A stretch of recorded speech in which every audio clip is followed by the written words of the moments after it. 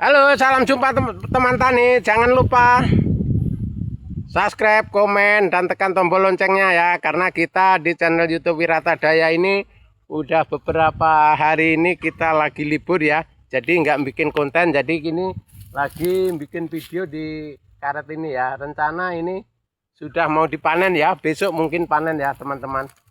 Nah ini udah banyak penuh ini teman-teman, sudah penuh. Nah, semuanya penuh itu semuanya penuh.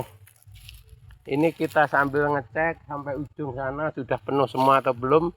Kalau sudah penuh besok mau dipanen ya, karena pekerjaan kita di pertanian ini beda-beda teman-teman ya.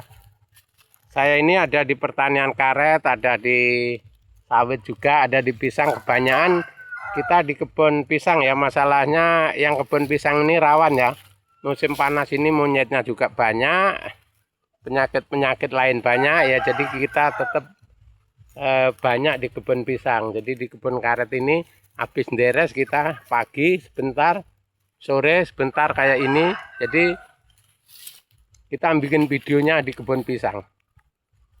Itu kebanyakan teman-teman, karena musim panas ini apalagi daunnya gogrok semua, ini daunnya gugur semua. Kalau untuk kita bikin video kan kurang bagus teman-teman ya. Jadi cari yang agak teduh lah, agak iup ya, agak teduh. Kalau di pinggir-pinggir kebun pisang kan iup ya. Jadi video kita itu tetap bagus.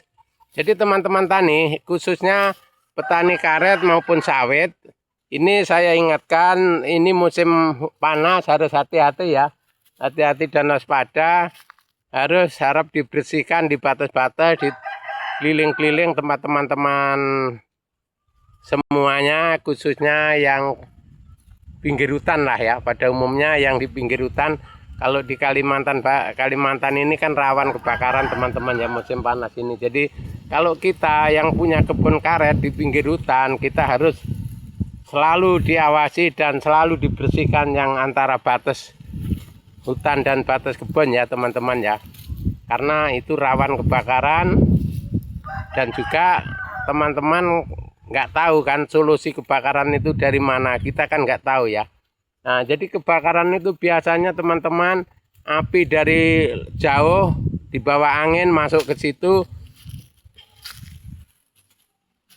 jatuh ke kebun kita, akhirnya kita menjalar, akhirnya kita bermasalah sama tetangga ya, tetangga kebun ya. Artinya asalnya api dari kita, akhirnya jalar ke tempat orang. Nah, orang nuduh kita teman-teman, itu kalau kita nggak hati-hati ya. Jadi makanya teman-teman, kayak 4 tahun yang lalu, kalau nggak 5 tahun yang lalu ya, kebun saya pernah kebakaran juga teman-teman. Tapi nggak tahu asal usulnya itu api dari mana. Rupanya yang membuat api itu sekitar 1 kilo dari tempat saya itu teman-teman. Itu masih kena lah. Saya diam, tahu-tahu yang merasa punya api yang awal itu tadi, itu datangi ke rumah.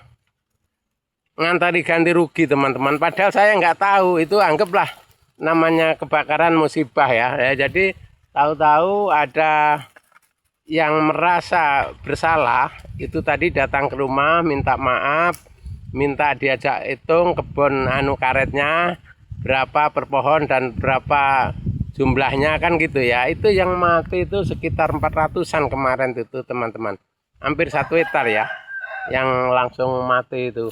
Tapi karena yang punya api awalnya itu bertanggung jawab, itu kita nggak banyak komentar teman-teman, karena dia merasa salah udah datangi dulu. Jadi kita nggak banyak komentar. Jadi namanya musibah ya, anggaplah itu musibah kan gitu. Jadi saya ingatkan teman-teman yang punya kebun karet itu tadi, jangan sampai terjadi kayak punya saya ya. Ya kalau ketemu yang punya masalah itu langsung datang ke rumah. Kalau enggak kita datangi kan bingung dari mana, siapa yang awalnya yang bikin api itu tadi kan gitu teman-teman ya. Jadi kalau ketemu orang baik itu ya alhamdulillah kita bisa beli bibit lagi gitu ya. Jadi akhirnya itu teman-teman tak ganti sawit teman-teman ya. Nah, tak ganti sawit. Nah di samping itu pernah kebun sawit juga kebakaran teman-teman ya, musim panas kayak ini. Ada 4 hektar kebun sawit saya kebakaran.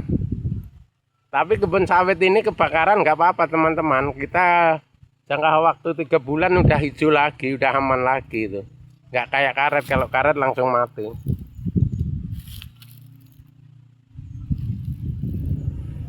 Jadi kalau kita yang punya kebun karet, kebun sawit, harap hati-hati di pinggiran ya. Oke teman-teman, terima kasih teman-teman.